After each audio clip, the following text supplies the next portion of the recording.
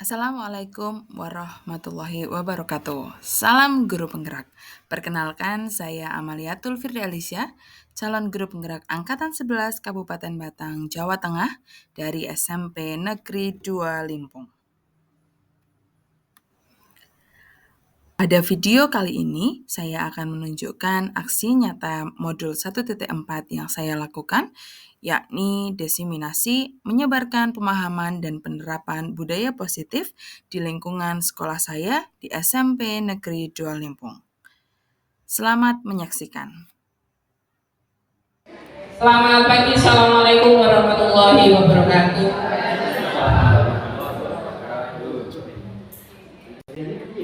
Alhamdulillahirrahmanirrahim. Wabillahi nasta'in ala umri dunya waddin wa ala alihi wa sahbihi ajma'in, amma ba'du. Yang pertama, terima kasih Bapak Ibu untuk telah bisa menghadiri kegiatan ini, kegiatan yang mudah-mudahan mendapatkan ada sedikit manfaat dari kegiatan hari ini. Oke. Terima kasih kepada Ibu WKS yang sudah memfasilitasi kita berdua, ya, sudah merekakan untuk kegiatan di hari ini. Kegiatannya adalah desiminasi, menyebarkan pemahaman dan penerapan budaya positif di SMP Negeri 2 Limpung. Ya. Nanti walaupun kita berdua, saya dengan Bu Firda berada di depan, saya yakin dan pastinya ilmu kita masih jauh di bawah Bapak Ibu semuanya. Nah, nanti juga mohon saran dan masukannya untuk perbaikan kita ke depannya. Oke.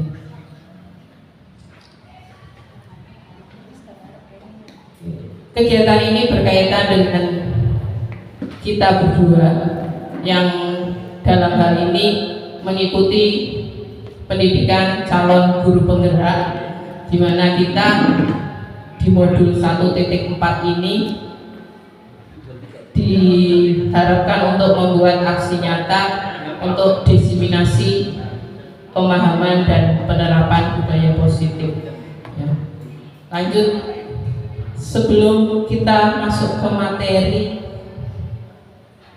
saya juga tegang, Bu Firda juga apalagi.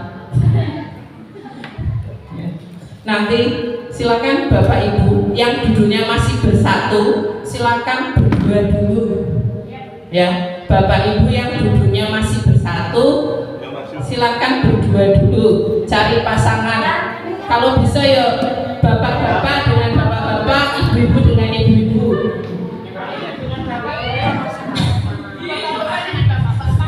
Boleh. Monggo, sudah dapat pasangan? Ya. Pak Ari, ayo cari pasangannya Pak Ari. Pak Ari ada tuh. Pak Roman, Pak Lo, monggo. Itu Pak Kris sendiri Pak Ari.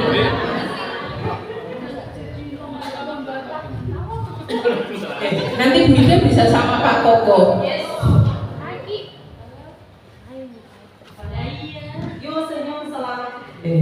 Silakan Bapak Ibu bisa berdiri terlebih dahulu.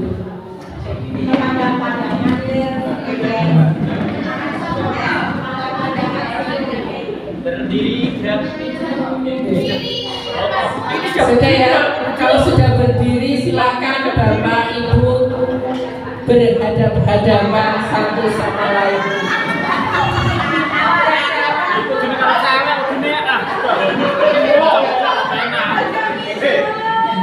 Silakan saling tatap yang berada di depannya dan lemparkan senyum semanis-manisnya dengan yang berada di depannya.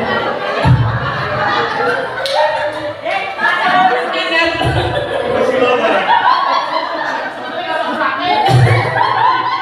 silakan Pak Pulung, sudah pasangannya mana?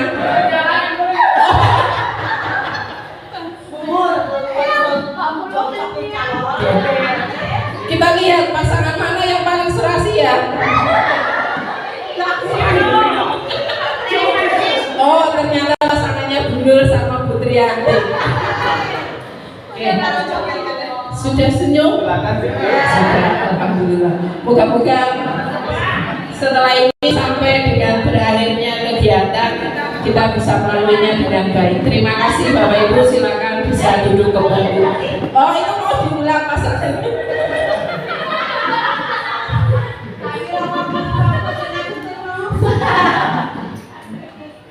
Kok bablasan?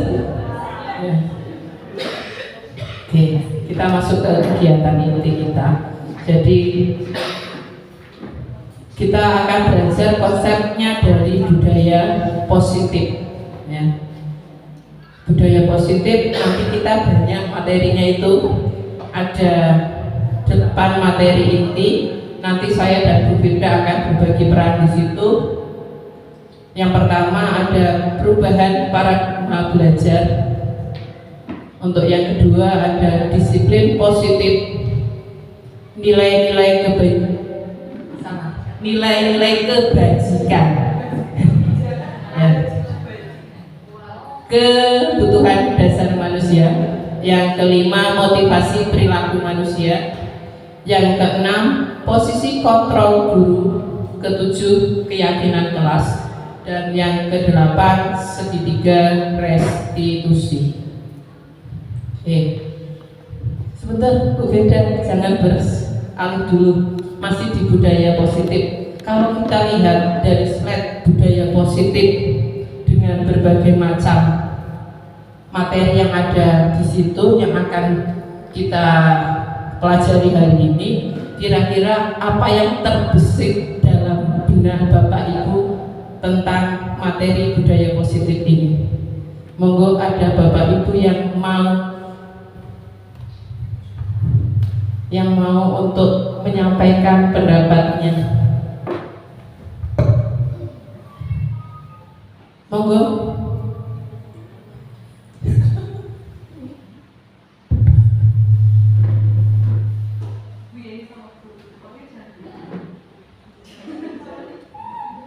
Baik, terima kasih Bu Yeni atas mic yang telah diberikan ke saya.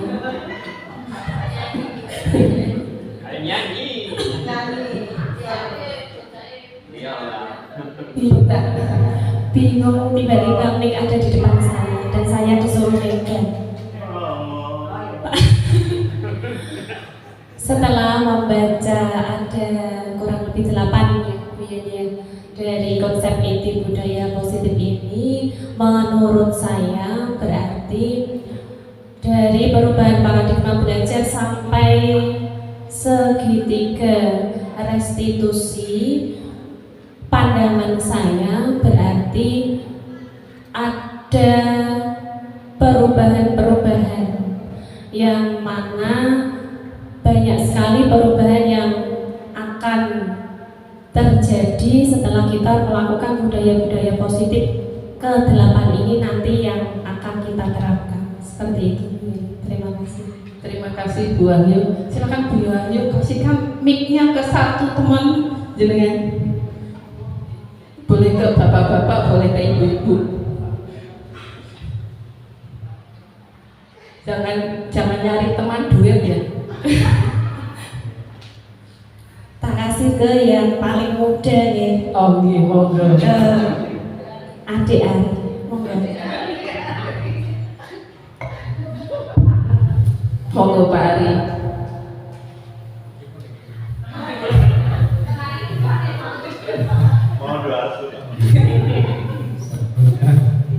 Barusan saya dari fokus nyambi urusan di kamu dari tadi itu juga akan karena diberi kesempatan untuk menyampaikan pendapat tentang konsep inti budaya positif. Untuk sementara saya menyimak dulu. Oke. Dan nanti mungkin akan bisa yang itu dari kepositifan materi yang akan disampaikan jenengan dan Bapak Ibu guru semuanya. Matur nuwun. Matur nuwun. Terima kasih Bu Wahyu, Pak Ari dan Bapak Ibu yang lain. Lanjut Bu Firda. Betul sekali, nanti di sini kita akan ada perubahan-perubahan perilaku dari kita menerapkan budaya positif. Untuk yang pertama di situ pembelajaran dengan paradigma baru. Tentunya pembelajaran dengan paradigma baru ini kita sudah tidak asing lagi, karena kurikulum yang kita pakai itu sudah menggunakan kurikulum merdeka yang di dalamnya sudah ada arahan ke para pembelajaran dengan paradigma baru, ya. Oke. Di mana di situ ada perubahan center, yang pembelajaran tadinya bersenter pada guru, kita beralih ke pembelajaran yang berpusat pada siswa. Jadi pembelajaran itu pusatnya pada siswa, fokusnya ada di siswa. Jadi di sini pembelajaran dengan paradigma baru merupakan pembelajaran yang dirancang berdasarkan prinsip pembelajaran berdiferensiasi, ya, sehingga murid belajar sesuai dengan kebutuhannya berdasarkan tahap perkembangan teori psikologi modern untuk mewujudkan profil pelajar Pancasila. Tentunya ini sejalan dengan filosofi pendidikan yang disampaikan oleh Ki Hajar Dewantara, yaitu pendidikan itu menuntun siswa menjadi siswa yang selamat, bahagia menuju kodratnya, baik menjadi manusia seutuhnya ataupun sebagai anggota masyarakat. Ya. Nah, di sini profil pelajar Pancasila yang sudah kita ketahui nanti ada 6 aspek, ya. Aspek yang pertama adalah beriman dan bertakwa kepada Tuhan yang Maha Esa dan berakhlak mulia. Tentu kita sebagai pendidik menginginkan siswanya untuk punya karakter tersebut. Ya, di sini kalau kita lihat di SMP Negeri 2 Lempo, aspek atau karakter tersebut masih kita tanamkan terus kepada siswa, terlihat dari satu kegiatan di pagi hari, ya, kegiatan di pagi hari yaitu adanya kegiatan doa bersama yang terpusat dari satu center, ya, doa bersama dan membacakan surat-surat pendek. Oke. Dan masih banyak aspek lain, itu bisa dengan sholat jamaah, duhur berjamaah, ya, bersama dan yang lainnya. Untuk aspek yang kedua adalah berkebinekaan global. Di sini kita di Indonesia khususnya yang banyak sekali budaya, ya, kita menuntut anak untuk tetap kearifan lokalnya dipakai. Jadi kita menggunakan budaya-budaya yang ada di lingkungan sekitar untuk menuju ke pembelajaran yang lebih bermakna. Ya. Selanjutnya ada gotong royong. Ya, aspek gotong royong di sini itu bisa berarti bekerja sama juga. Terus ada kolaborasi bisa antar siswa dengan guru ataupun bisa ke guru dengan guru, itu kita saling berkolaborasi. Yang berikutnya adalah kreatif, ya, siswa dituntut untuk kreatif, ya. Terus berikutnya ada bernalar kritis, ya, itu kreatif, bernalar kritis saling berkaitan dan juga dituntut untuk mandiri, ya, mau belajar terus, ya, belajar dari dalam dirinya, motivasi belajar dari dalam dirinya untuk ke depannya. Lanjut Bu Firda.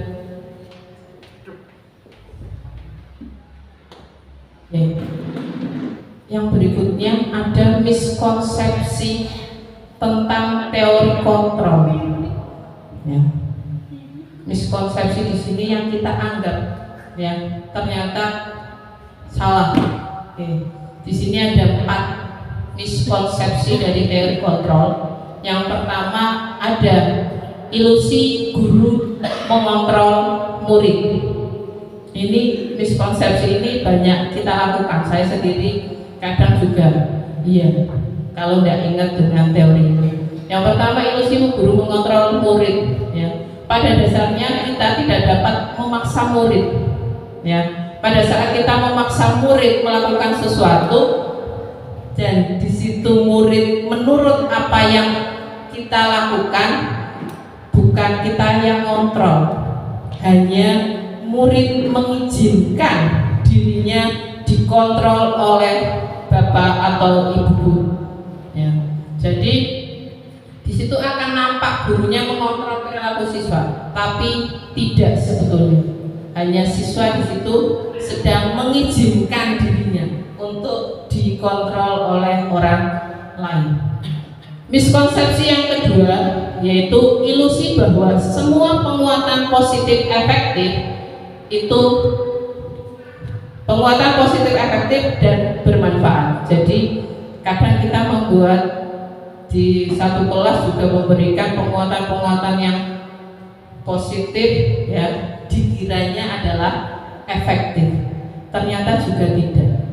Penguatan positif atau bujukan adalah bentuk-bentuk kontrol segala usaha untuk mempengaruhi murid agar mengulangi suatu perilaku tertentu adalah suatu usaha untuk mengontrol murid tersebut. Ya. Kembali lagi kepada tadi ilusi yang guru bisa mengontrol murid, sama pada saat kita memberikan penguatan positif itu tidak serta-merta anak itu menerimanya. Ya. Nanti bisa jadi dia akan kembali kepada perilaku sebelumnya. Yang ketiga, ilusi bahwa kritik itu membuat orang merasa bersalah dan dapat menguatkan karakter. Ya. Jadi kalau kita ilusi itu bahwa mengkritik itu akan membuat orang itu merasa bersalah dan dapat menguatkan karakternya. Menggunakan kritik dan rasa bersalah untuk mengontrol murid menuju pada identitas gagal. Jadi ternyata kita mengkritik bukannya menumbuhkan karakter yang kuat, tapi di situ justru siswanya akan menuju kepada identitas gagal. Yang keempat, itu ilusi bahwa orang dewasa memiliki hak untuk memaksa kita dengan anak didik kita dianggap dewasa gitu, Bapak Ibu. Kita dianggap dewasa oleh murid kita. Jadi, tapi kita di sini tidak memiliki hak, ya, tidak memiliki hak untuk memaksa anak didik kita atau murid-murid kita untuk melakukan sesuatu sesuai dengan apa yang kita mau. Ya. Jadi di situ tidak bisa. Orang dewasa akan menyadari bahwa perilaku memaksa itu tidak akan efektif, ya, untuk jangka panjang dan sebuah hubungan permusuhan akan terbentuk. Jadi hal yang memaksa tadi justru akan jadi bumerang kita nantinya.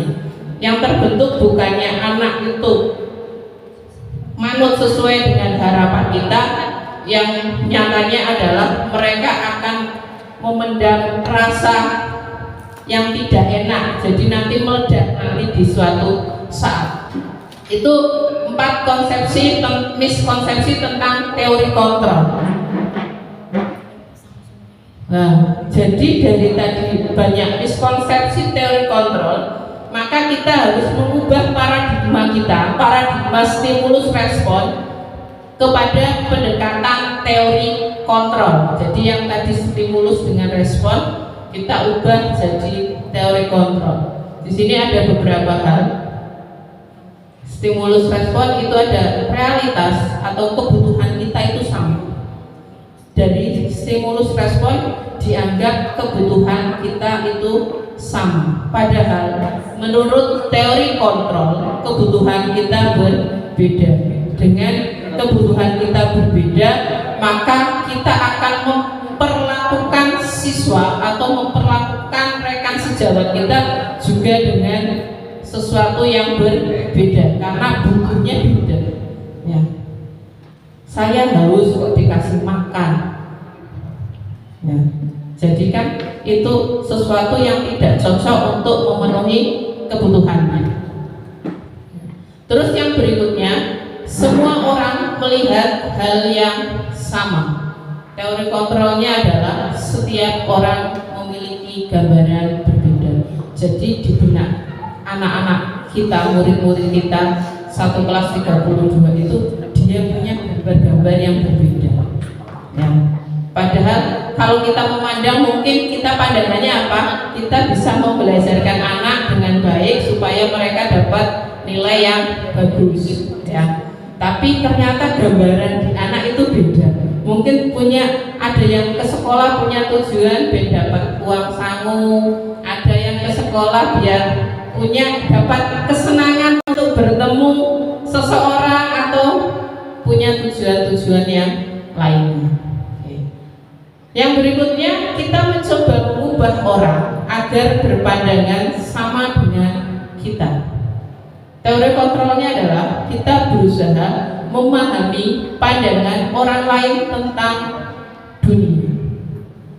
Jadi tadi kita punya stimulusnya pandangannya adalah membelajarkan siswa supaya dapat nilai yang bagus.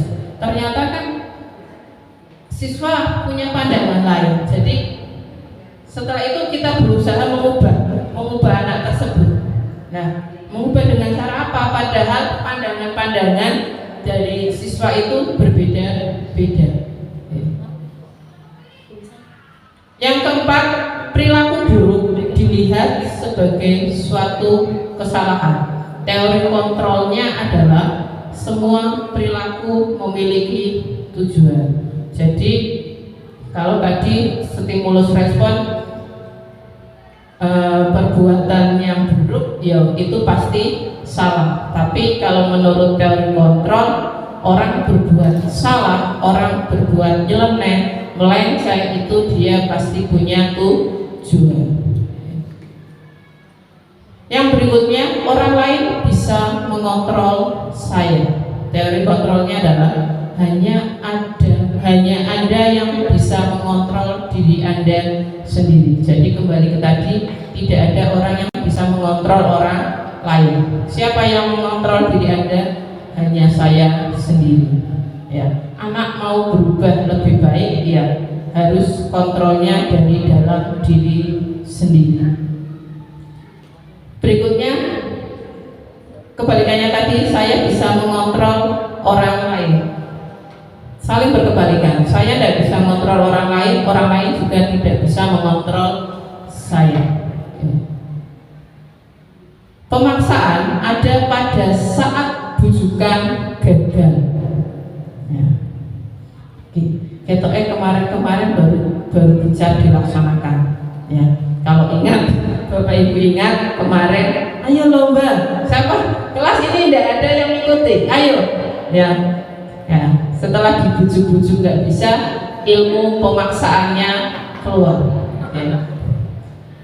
Ternyata teori kontrolnya bukan. Teori kontrolnya adalah kolaborasi dan konsensus menciptakan pilihan-pilihan baru. Jadi kita harus saling berkolaborasi dan mendapatkan kesepakatan penyelesaian pilihan-pilihan yang baru. Yang berikutnya adalah stimulus responnya adalah model berpikir menang kalah. Kalau tidak menang ya pasti kalah. Tapi di teori kontrol adanya adalah menang-menang, atau yang biasa kita sebut dengan win-win solution, ya, atau kita sama-sama mendapatkan keuntungan dari suatu perbuatan. Ya.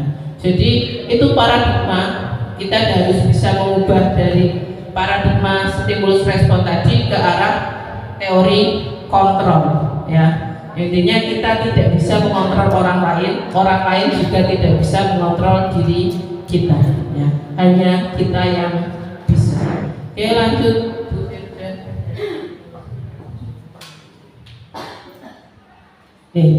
Di sini masuk ke disiplin positif. Ya. Kita tidak lepas dari kata disiplin di Bapak Ibu. Pasti wis lotok hafal. Ya, disiplin itu apa? Ya. Di sini disiplin itu berasal dari kata disiplina yang artinya adalah belajar. Disiplin itu mengacu pada disiplin diri yang memiliki tanggung jawab terhadap apa yang dilakukannya berdasarkan nilai-nilai yang diyakini. Terus di sampingnya itu ada disiplin positif. Loh, kok ada positifnya juga? Kira-kira arahnya apa? Bu Aningsih.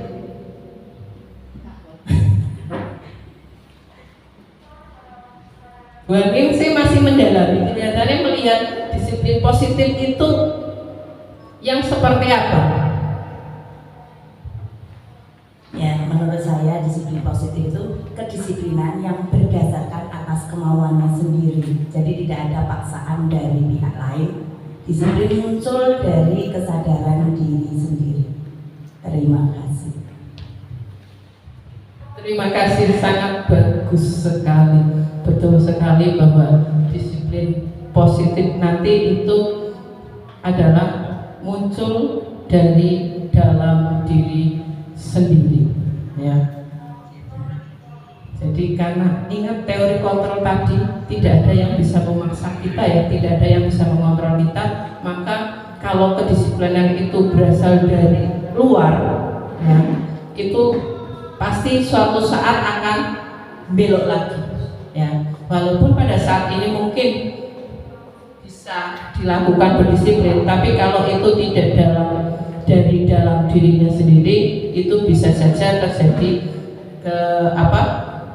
pengulangan kembali tentang kesalahan-kesalahan tersebut. Disiplin positif itu merupakan salah satu cara penerapan disiplin yang bertujuan untuk menumbuhkan kesadaran serta memberdayakan peserta didik tanpa imbalan penghargaan atau reward ataupun ancaman atau hukuman. Jadi tidak ada imbalan, tidak ada reward untuk mereka yang bisa melaksanakan, ataupun tidak ada ancaman atau hukuman bagi mereka yang melanggarnya. Sebagai pendidik, tujuan kita adalah menciptakan peserta didik yang memiliki disiplin diri, sehingga mereka berperilaku mengacu kepada nilai-nilai kebajikan universal dan memiliki motivasi intrinsik dalam perubahan perilaku ke arah yang lebih baik. Ya, jadi intinya adalah motivasi intrinsik, ya, dari dalam diri sendiri untuk memunculkan nilai-nilai kebajikan universalnya.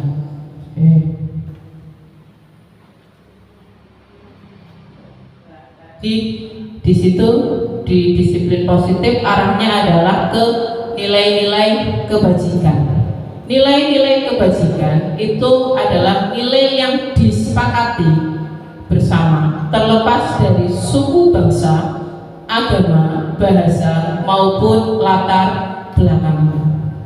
Di situ banyak sekali nilai-nilai kebajikan yang ditampilkan dari beberapa organisasi. Kita ambilkan 3. Yang pertama adalah jelas dari profil pelajar Pancasila. Dari profil pelajar Pancasila kita sudah punya nilai kebajikan, yaitu beriman dan bertakwa kepada Tuhan Yang Maha Esa dan berakhlak mulia. Yang kedua ada mandiri, kreatif, bernalar kritis, bergotong royong, dan berkebinekaan global. Dari Ibu Primary Years Program atau PYP itu ada nilai-nilai kebajikan seperti toleransi, rasa hormat, integritas, mandiri, menghargai, antusias, empati, keingintahuan, kreativitas, kerjasama, percaya diri, dan komitmen.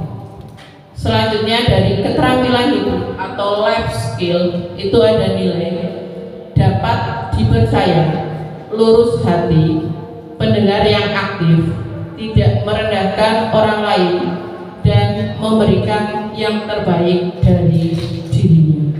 Ya, jadi itu nilai-nilai kebajikan yang akan kita tanamkan, kita akan kedampingkan terus dengan siswa untuk menumbuhkan kesadaran berdisiplin positif.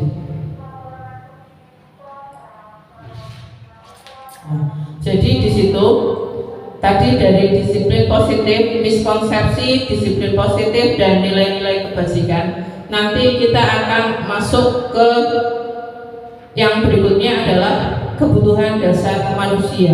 Kalau tadi dikatakan bahwa setiap orang memiliki tujuan, nah sebetulnya kebutuhan manusia itu yang dasar itu apa saja? Nanti akan dilanjutkan oleh Bu Firda. Untuk saya cukupkan sekian dulu.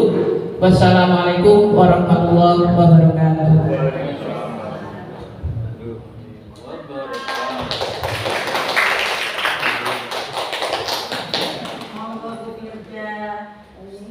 Bentar, Bu, lagi menata jantung.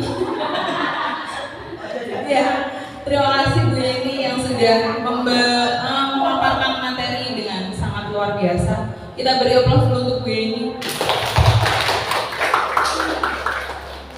Bapak Ibu, langsung saja ya. Masih fokus apa ada ini? Fokus. Masih fokus? Kita coba ya.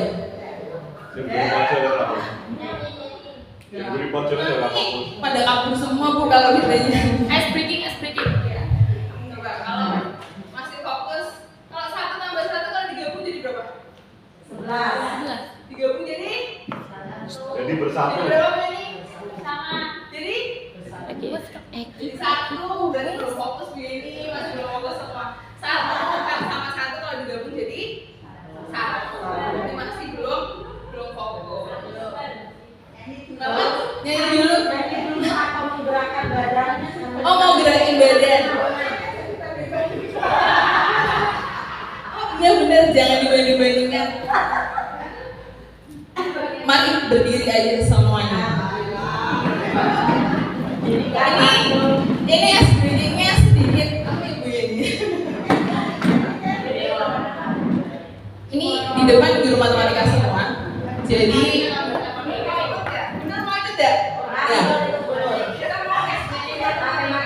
kita mau SBG tambah-tambahan, tapi pakai gerakan. Oke. Dikasih contoh dulu. Masa ya? Kita kasih contoh dulu. 1 ditambah 1 sama dengan 2. 2 ditambah 2 sama dengan 4.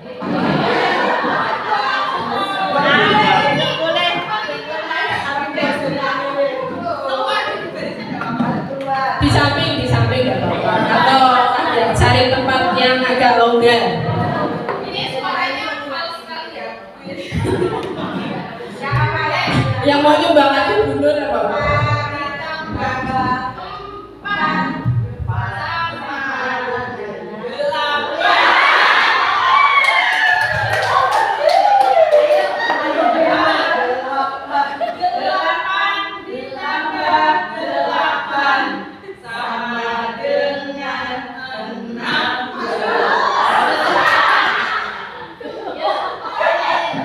Ayo, silakan cari posisi yang enak sendiri-sendiri.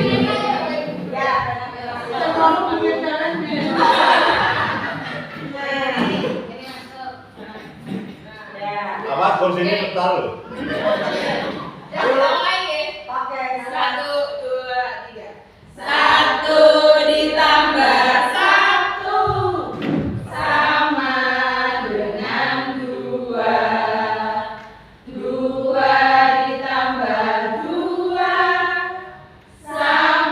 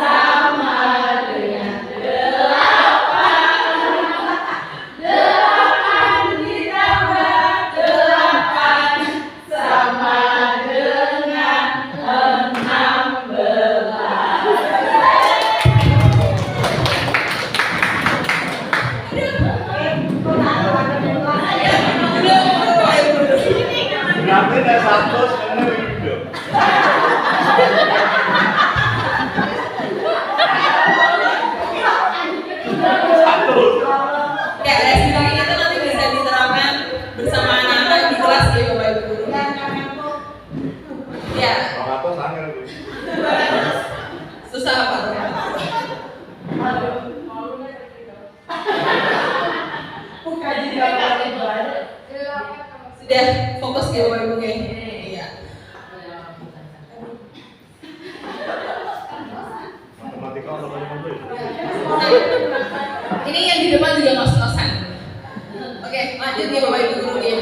Kita masuk ke materi yang selanjutnya adalah kebutuhan dasar manusia. Di situ sudah tertulis bahwa kebutuhan dasar manusia adalah segala sesuatu yang kita lakukan untuk mendapatkan apa yang kita inginkan. Dan seluruh tindakan yang kita lakukan itu memiliki tujuan tertentu. Dan semua usaha terbaik yang kita lakukan adalah dalam rangka agar kebutuhan dasar kita terpenuhi dengan baik. Lanjut.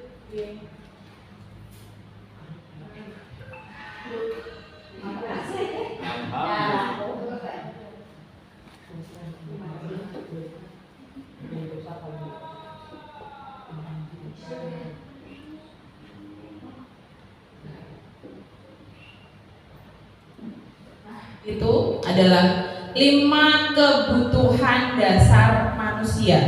Ya, ada 5. Yang pertama adalah bertahan hidup, yang kedua adalah kasih sayang dan diterima, dan yang ketiga adalah penguasaan, selanjutnya adalah kebebasan, dan yang terakhir adalah kesenangan. Yang pertama adalah bertahan hidup. Berarti bertahan hidup itu kebutuhan kita sehari-hari gitu. Dari makanan, pakaian, tempat tinggal, keamanan, dan kesehatan. Nah, kalau rasa kasih sayang dan rasa diterima, kebutuhan itu biasanya kita mendapatkan rasa kasih sayang dan rasa diterima itu di komunitas kita masing-masing, baik di keluarga ataupun di tempat kerja. Rasa diterima itu ada rasa diterima untuk dipedulikan, berbagi, kerjasama, dan menjadi bagian dari kelompok. Untuk penguasaan, kebutuhan yang kita butuhkan adalah harga diri, keinginan untuk dianggap, memimpin prestasi, diakui, dan didengar. Jadi kita kalau penguasaan lebih di di komunitas pekerjaan ya Bapak Ibu ya. Ya, lebih di komunitas pekerjaan. Contohnya, misalkan anak-anak mau menjadi pemimpin upacara, dia kadang mampu mau untuk menjadi pemimpin upacara itu karena biar dianggap mampu, ya. Jadi dia menguasai atau bisa dibilang bahwa dia mampu melaksanakan tugas sebagai pemimpin upacara. Yang selanjutnya adalah kebutuhan kebebasan. Pada kebutuhan kebebasan ini ada mandiri, memiliki pilihan, mencoba hal baru, mampu mengendalikan arah diri. Nah, kebebasan ini sebenarnya contohnya saya.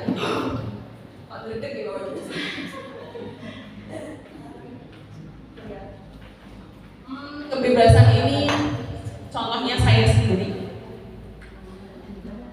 Sebenarnya mengikuti pendidikan guru penggerak itu adalah hal yang menurut saya tidak mampu, karena saya belum merasa mampu untuk menjalannya. Tapi saya di sini berusaha membebaskan diri saya untuk mencoba hal yang baru yang bahkan saya belum merasa mampu untuk melakukannya.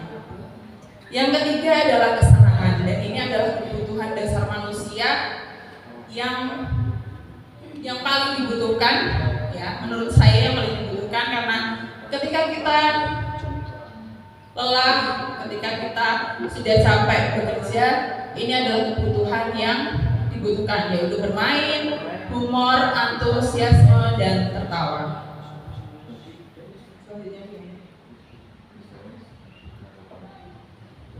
Di sini ada pernyataan, ketika seorang murid melakukan sesuatu perbuatan yang bertentangan dengan nilai-nilai kebajikan atau melanggar peraturan, hal itu sebenarnya dikarenakan mereka gagal memenuhi kebutuhan mereka. Contohnya kalau di SMP Negeri 2 Limpung sangat jelas, karena anak-anak kita itu kebanyakan mereka kurang bisa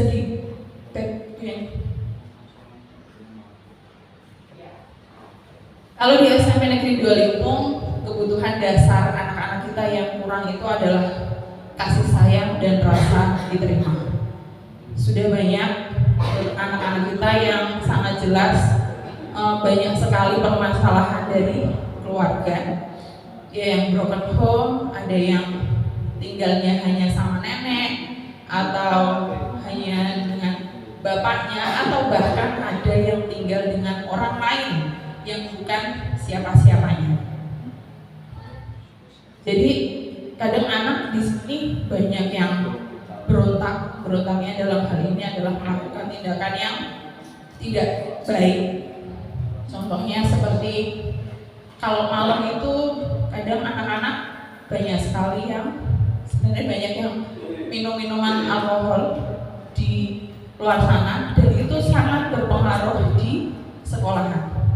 Anak-anak itu kadang kalau di kelas itu banyak tidur. Ya salah satunya itu karena mereka tidak ada pengawasan dari orang tuanya. Itu adalah salah satu contoh dari ketidakterpenuhinya kebutuhan dasar manusia. Lanjut, Win.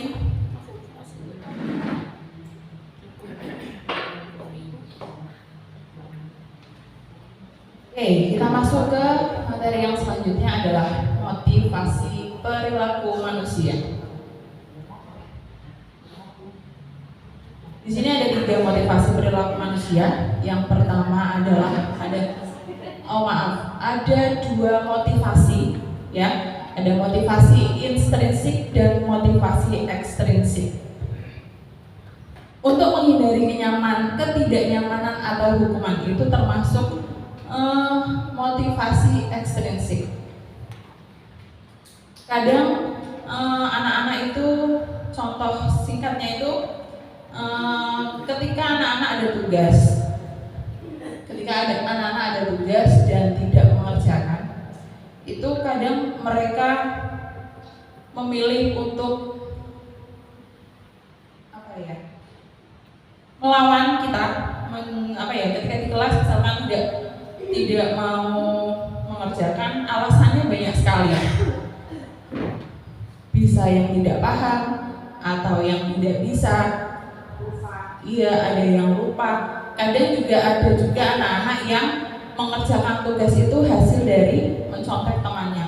Itu adalah salah satu untuk menghindari ketidaknyamanan dan hukuman dari bapak ibu guru. Yang kedua adalah motivasi intrinsik. Itu adalah untuk mendapatkan imbalan atau penghargaan dari orang lain. Yang kedua adalah untuk menjadi orang yang mereka inginkan dan menghargai diri sendiri dengan nilai-nilai yang mereka percaya. Untuk mendapatkan imbalan atau penghargaan dari orang lain, contohnya yaitu anak-anak misal menjadi petugas upacara, mau meskipun dengan terpaksa mereka mau menjadi pemimpin upacara atau petugas upacara karena biar dapat penghargaan dari bapak ibu guru. Yang kedua, untuk menjadi orang yang mereka inginkan. Di sini di SMP Negeri 2 Limpung, saya mengambil contohnya adalah anak dengan rambut gondrongnya mereka.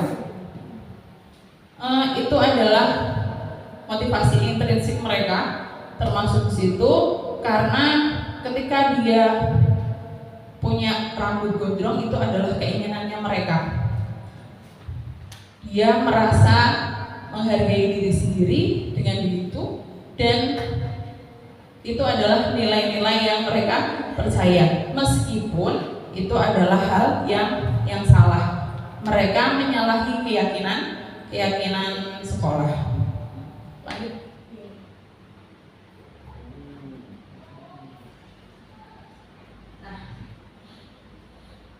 Ada tiga hukuman, ada konsekuensi, dan ada restitusi.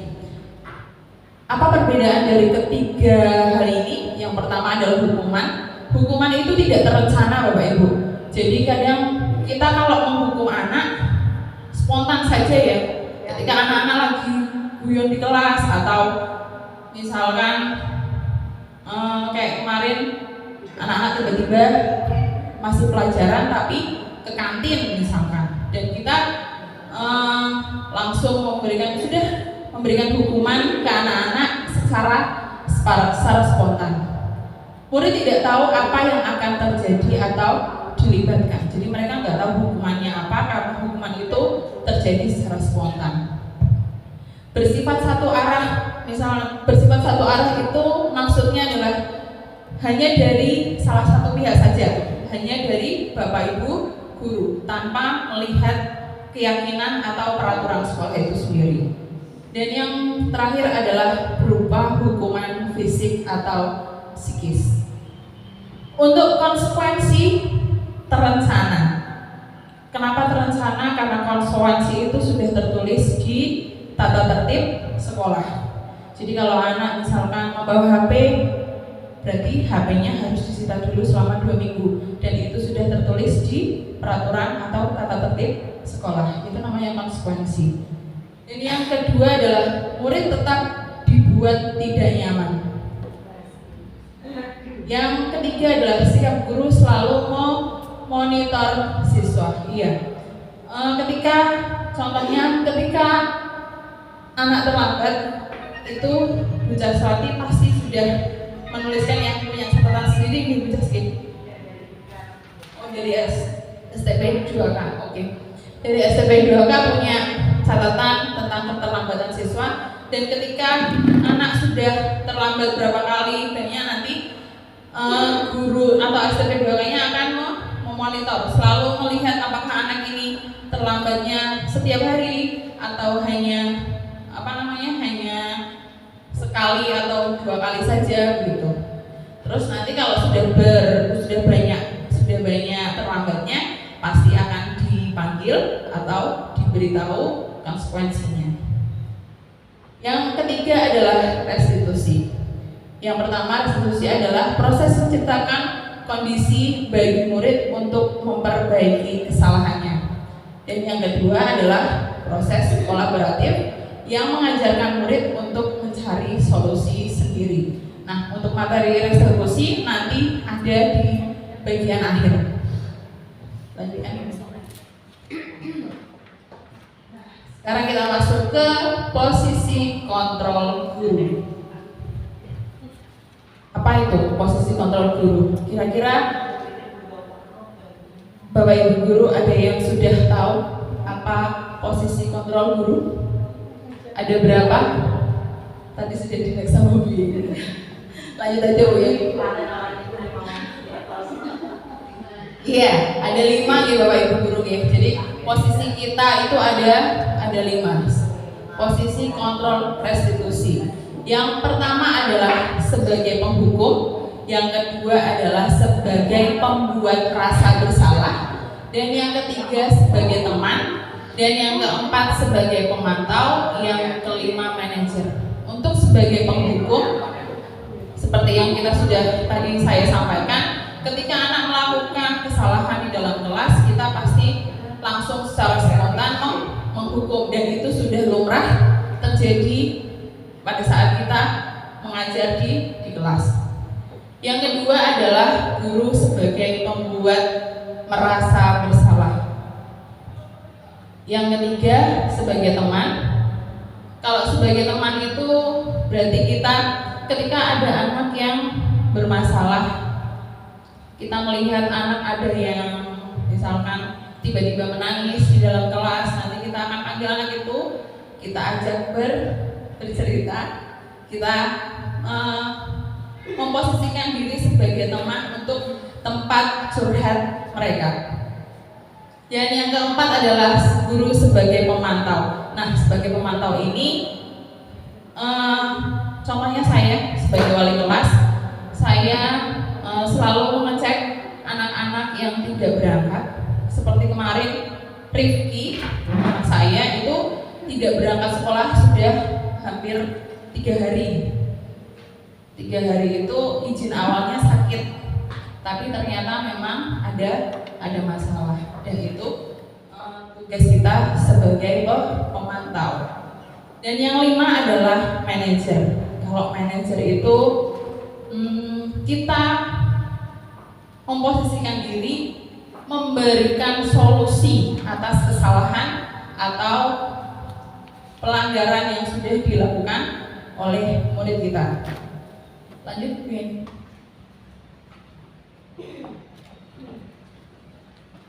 Oke, di sini ada beberapa kalimat.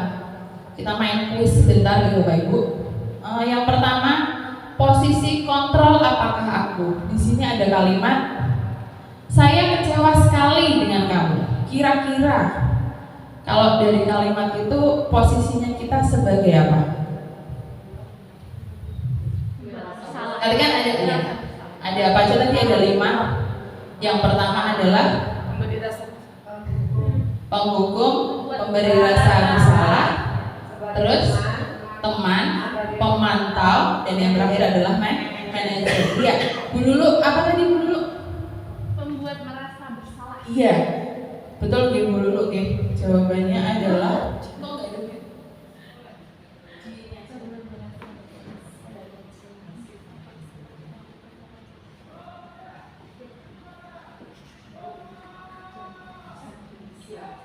ya, jawabannya adalah membuat rasa bersalah. Dengan kalimat ini kita bisa membuat merasa bersalah. Kenapa? Karena ada kata kecewa di situ. Jadi kita sebagai Bapak Ibu guru kecewa dengan sikap anak dan berharap anak merasa bersalah dengan apa yang sudah dia lakukan.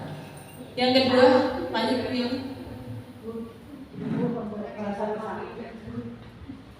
Kamu tidak pernah benar melakukannya. Kira-kira posisi kontrolnya apa itu, Bapak Ibu guru? Bu Arti? Manajer? Pemantau. Kenapa manajer Bu Arti? Tidak pernah benar. Kalau Pak Tris tadi pemantau. Kenapa Pak Tris? Pengamat anak. Kira-kira ada yang lain? Tidak. Penghukum. Iya. Kita sudah mengejar anak bahwa anak itu tidak pernah melakukan hal yang benar. Gitu. Setuju ya untuk menghukum ya? Ya. Selanjutnya. Apa rencanamu untuk menyelesaikan masalah ini? Kira-kira ini sebagai apa? Bu Ayu? Sebagai teman. Kayaknya semuanya setuju kalau ini posisi kontrol kita sebagai teman. Kenapa kok ya manajer ya? Iya, karena kita kan saya tadi bilang manajer itu adalah memberikan solusi, menanyakan anak bagaimana solusi yang terbaik untuk pelanggaran yang sudah dia lakukan. Ayolah lakukan demi Bapak Ibu, ya. Ternyata bener.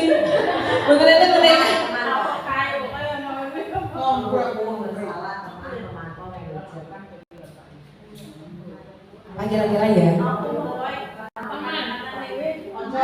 Membuat rasa bersalah yang tadi adanya. Ada teman, ya.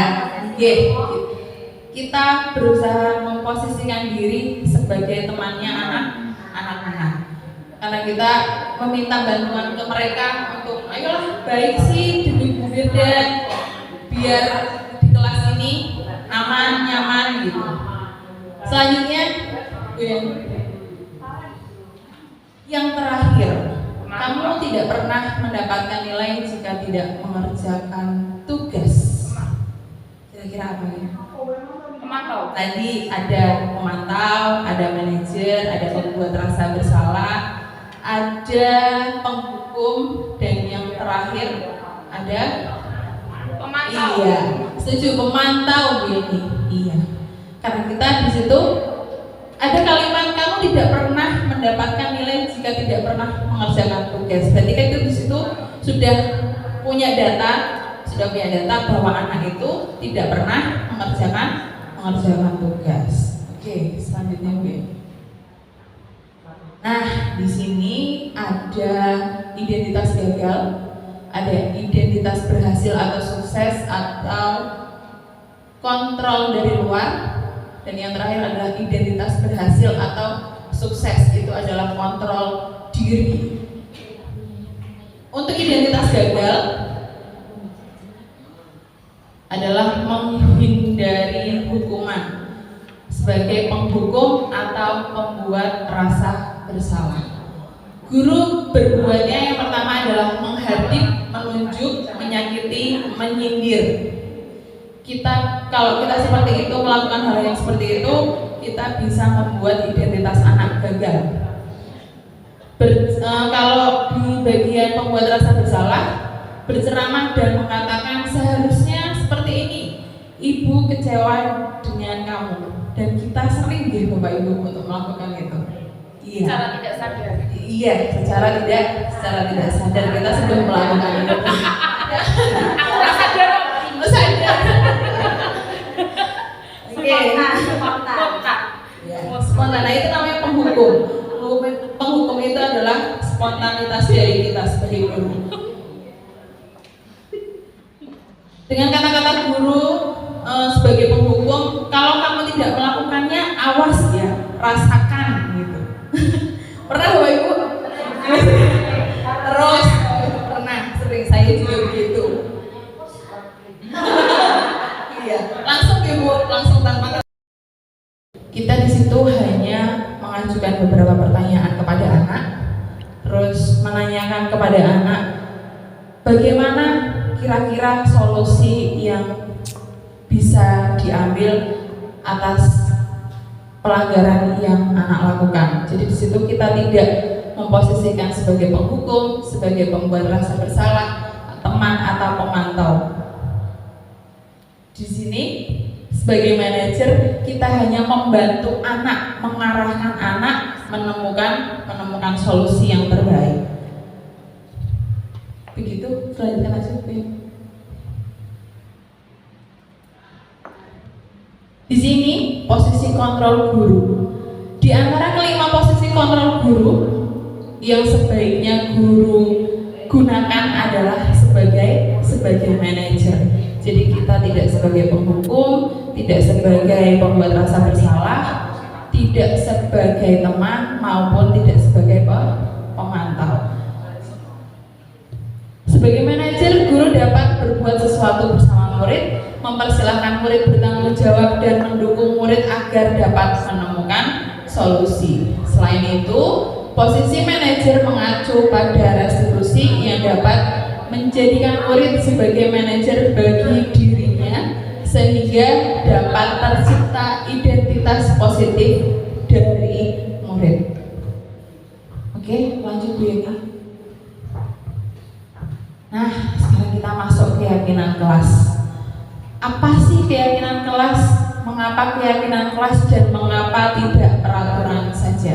Kira-kira adakah Bapak Ibu guru yang bisa membantu perbedaan antara keyakinan kelas dan peraturan kelas? Bu Bita?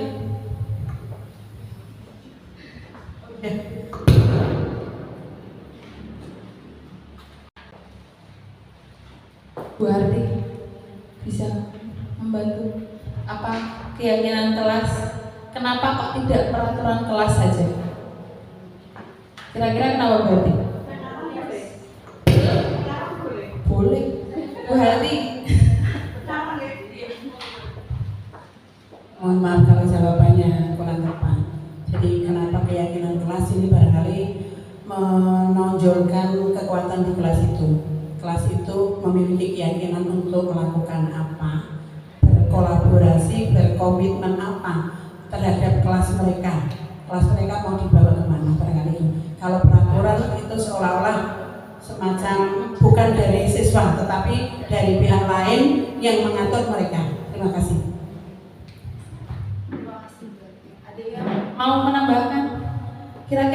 sih kok keyakinan kelas, kenapa tidak peraturan kelas saja? Dari yang disampaikan Bu Harti, saya setuju bahwa keyakinan kelas itu didapat karena kolaborasi, atas dasar kolaborasi dengan murid, kesepakatan murid. Tapi kalau peraturan itu dibuat hanya satu pihak, misalkan peraturan sekolah itu kan dibuat dari pihak sekolah tanpa mengikutsertakan murid-murid ataupun pihak lain.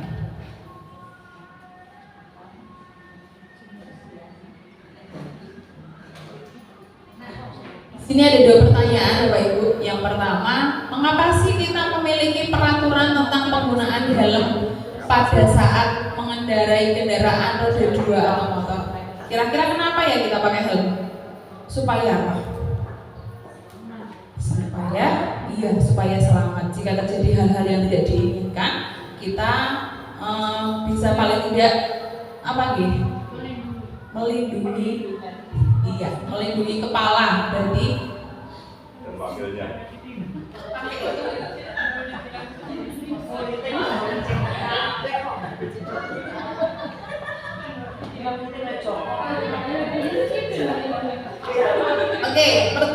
Setuju ya. Kenapa kita pakai helm? Supaya selamat ya. Kita berkeyakinan bahwa kita pakai helm itu biar selamat. Yang kedua, mengapa kita memiliki peraturan tentang penggunaan masker dan cuci tangan? Kira-kira kenapa? Untuk apa? Untuk diri orang lain, untuk menjaga kesehatan. Ya, semua untuk kesehatan atau keselamatan. Lanjut Bu ini. Nah, nilai-nilai keselamatan atau kesehatan inilah yang disebut keyakinan.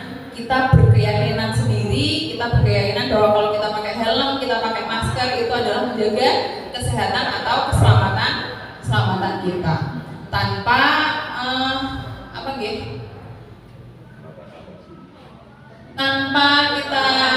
tanpa kita dapat dari orang lain, kita sudah yakin bahwa pakai helm itu adalah salah satu bentuk melindungi diri kita sendiri.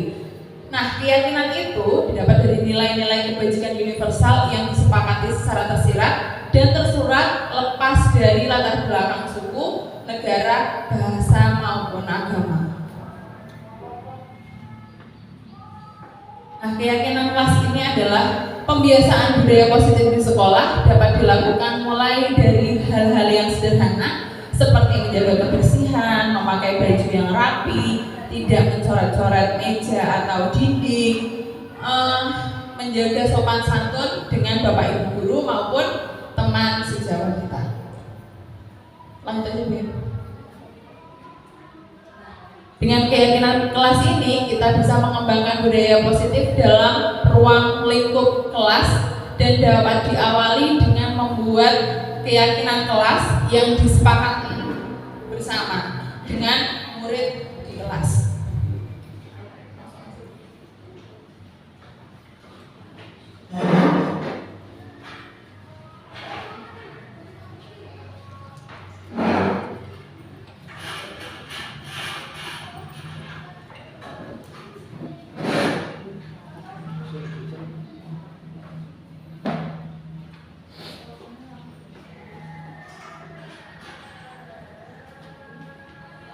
Kita langsung ke tahapan pembentukan keyakinan kelas.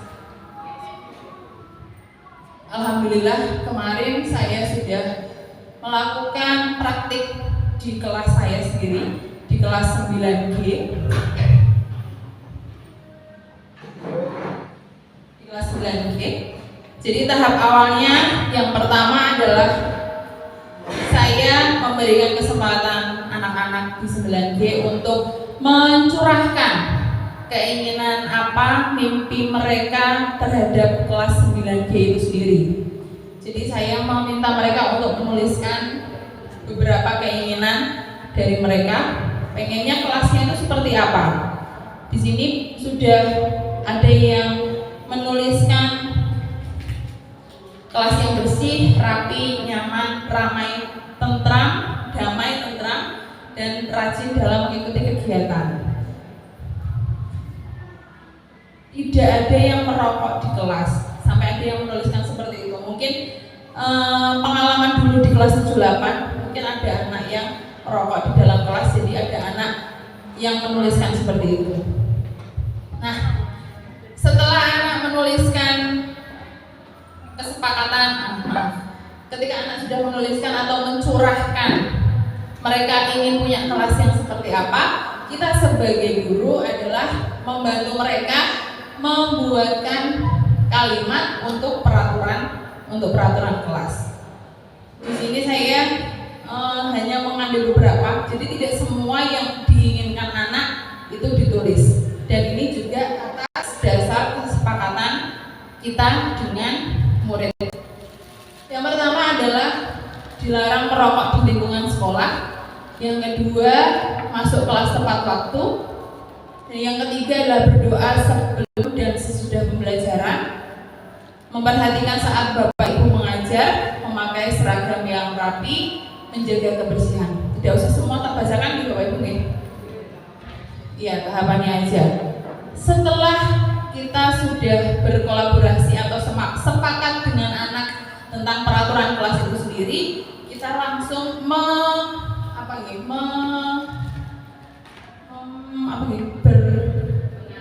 menarik dari peraturan kelas ini menjadi kalimat positif.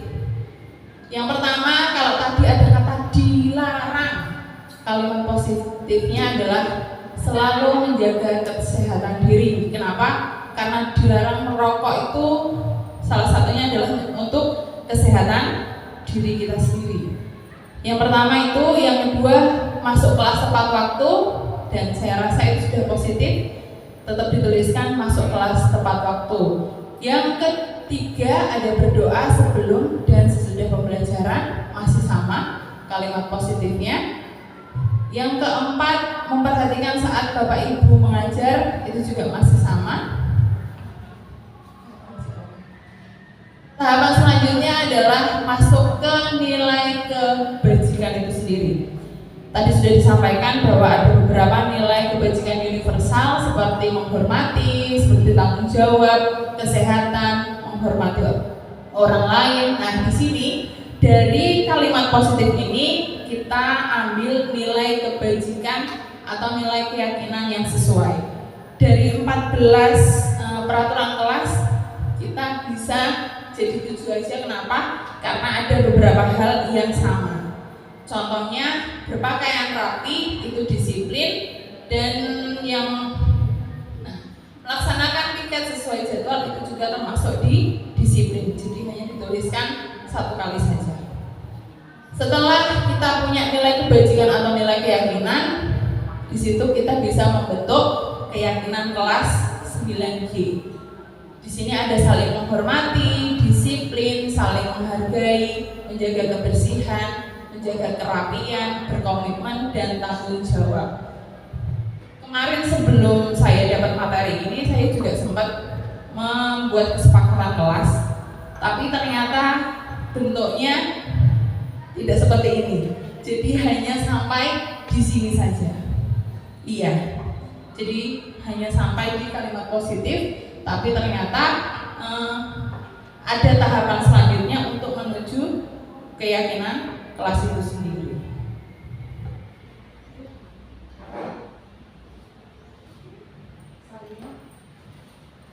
Kira-kira apa hal yang ingin dicapai dari adanya keyakinan kelas itu sendiri?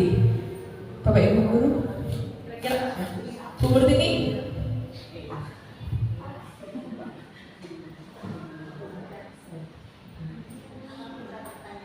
Apa yang hal yang ingin dicapai dengan adanya keyakinan kelas? Sampai dengan adanya keyakinan kelas, ada hal-hal yang sudah disepakati itu dilakukan bersama-sama dengan sungguh-sungguh dan ikhlas. Ya, terima kasih. Ada yang mau menambahkan mungkin? Bu Happy? Monggo. Bu Lulu, Bu Diana? Bu Lulu?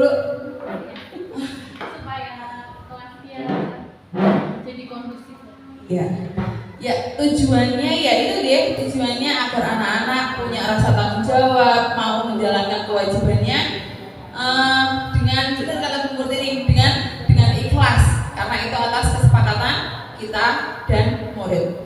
Timbulnya kegiatan pembelajaran yang menyenangkan dari disiplin positif, dan yang ketiga timbulnya hubungan harmonis antara guru dan murid di sekolah atau di kelas. Oke, lanjut.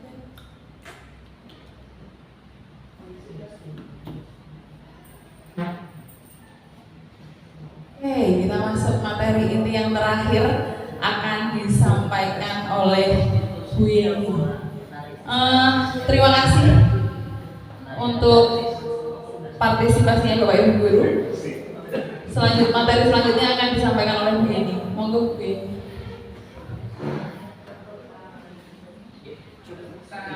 Birda.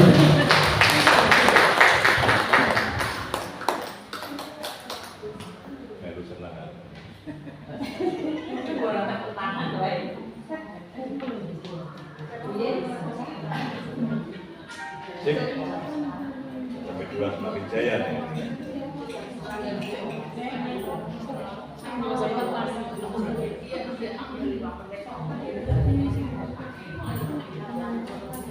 Terima kasih.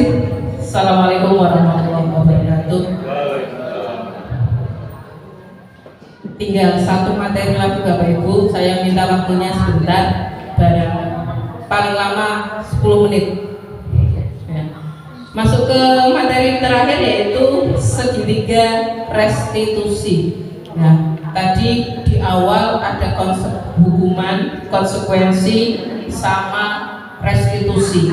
Nah, di sini kaitannya, restitusi adalah proses menciptakan kondisi bagi murid untuk memperbaiki kesalahan mereka, ya, sehingga mereka bisa kembali pada kelompoknya dengan karakter yang lebih kuat. Restitusi bukan untuk menebus kesalahan. Restitusi adalah sebuah tawaran dan bukan paksaan. Restitusi nanti fokus pada solusi. Pada segitiga restitusi nanti ada 3 tahapan. Ya, lanjut Bu Bida langsung. Tahapan yang pertama adalah menstabilkan identitas. Ya. Setelah ini. Ya, langkah yang pertama adalah slide berikutnya dulu.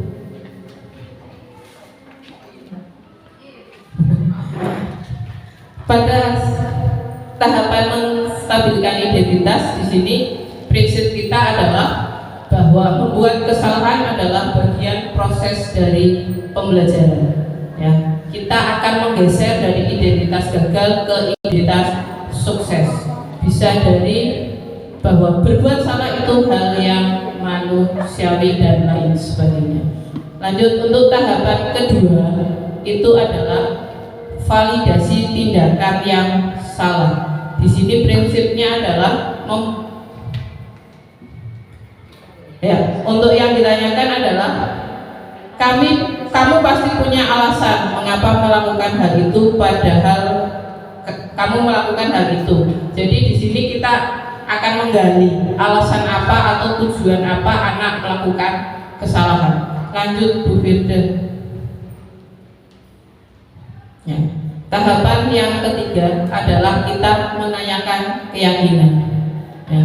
Di sini kita adalah prinsipnya setiap perilaku berupaya memenuhi suatu kebutuhan tertentu. Karena tadi kita punya tujuan, ya, guru akan bergeser dari pemikiran stimulus respon menjadi proaktif.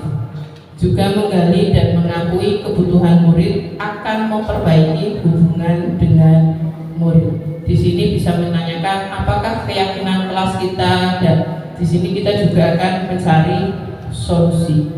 Di sini nanti akan ditampilkan salah satu penerapan proses segitiga restitusi terhadap siswa yang belakang.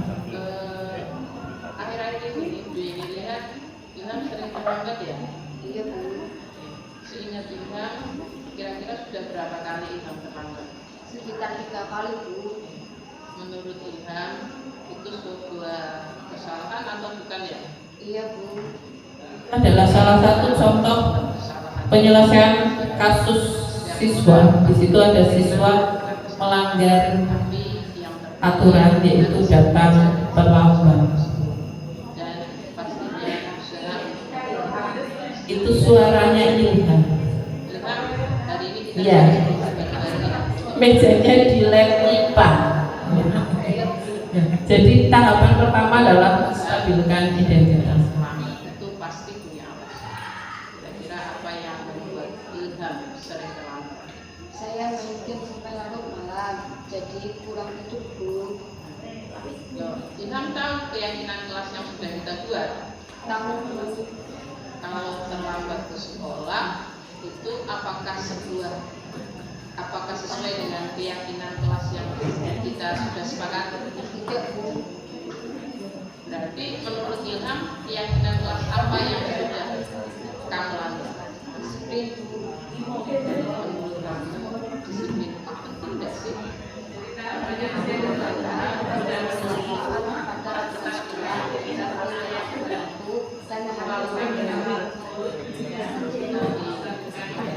Itu sangat penting karena dari menghargai waktu bisa bermanfaat untuk kita. Jadi kita menjadi disiplin, bekerja menjadi tidak berlebihan, dan kita akan menjadi pribadi yang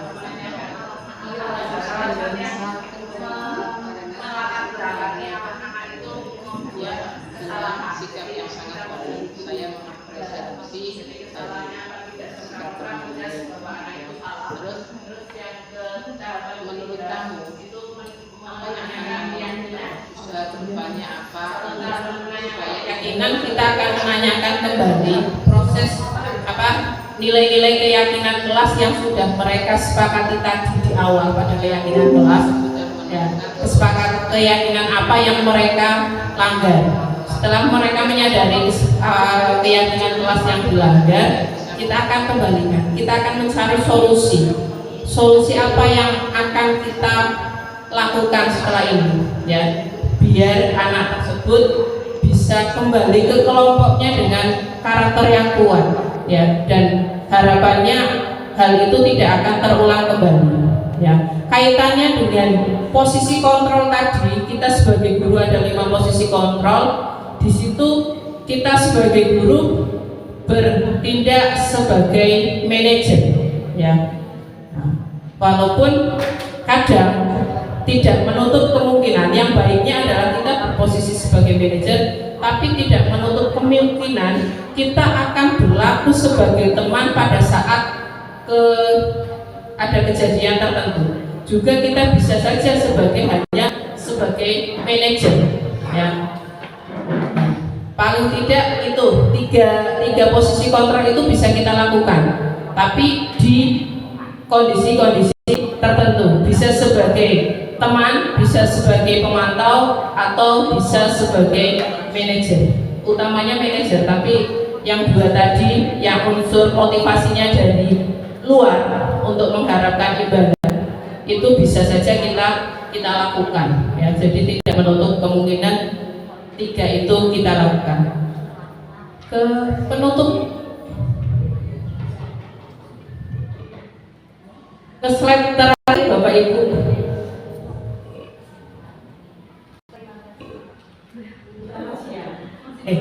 Jadi dikira aja.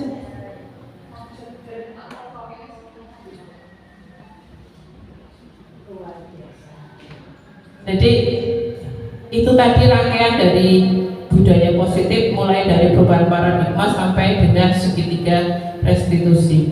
Jadi dalam penerapan program disiplin positif, hendaknya guru memiliki standar kepribadian profesional sosial yang baik, di mana guru mampu merefleksi dirinya dalam posisi kontrol saat ini, bagaimana perjalanan dirinya sebagai among atau manajer yang menuntun murid-muridnya sebagai insan yang mandiri, merdeka, dan bertanggung jawab. Semoga kita di SMP 2 Limpung ini bisa terus bareng-bareng untuk mengawal siswa-siswanya menuju ke keselamatan dan kebahagiaan mereka sebagai manusia dan masyarakat di luar dengan baik. Ya, terima kasih. Saya atas nama pribadi dan Bu Firda mohon maaf apabila ada kata-kata saya yang tidak berkenan, dan terima kasih atas waktunya. Saya akhiri. Wassalamualaikum warahmatullahi wabarakatuh. Pelaksanaan desiminasi penyebaran pemahaman dilaksanakan pada hari Jumat tanggal 16 Agustus 2024 bertempat di ruang aula SMP Negeri 2 Limpung yang dihadiri oleh 30 guru yang ikut dalam kegiatan tersebut. Penguatan pemberian pemahaman terkait budaya positif melalui pembentukan keyakinan kelas bersama dengan siswa saya lakukan pada tanggal 15 Agustus 2024. Setelah melaksanakan aksi nyata ini, saya merasa senang dapat berbagi pengetahuan dan saling memberi penguatan bersama rekan-rekan guru lain dalam membangun budaya positif di SMP Negeri 2 Limpung. Saya juga sangat bersemangat untuk berkolaborasi dengan seluruh warga sekolah untuk melakukan perubahan ke arah yang lebih baik, terutama menerapkan konsep-konsep inti dalam budaya positif sehingga tercipta ekosistem sekolah yang aman, nyaman, dan menyenangkan untuk pembelajaran pendidikan. Setelah melakukan aksi nyata 1.4, saya merencanakan beberapa perbaikan yang akan saya lakukan ke depannya. Yang pertama adalah terus meningkatkan kolaborasi yang baik dengan seluruh warga sekolah. Yang kedua, melakukan evaluasi secara berkala untuk mendapatkan umpan balik dan masukan. Yang ketiga, meningkatkan kompetensi dalam hal budaya positif. Yang keempat, melaksanakan pengimbasan konsep inti budaya positif secara konsisten dan berkelanjutan, serta menganalisis manfaat dan perubahan yang telah tercapai.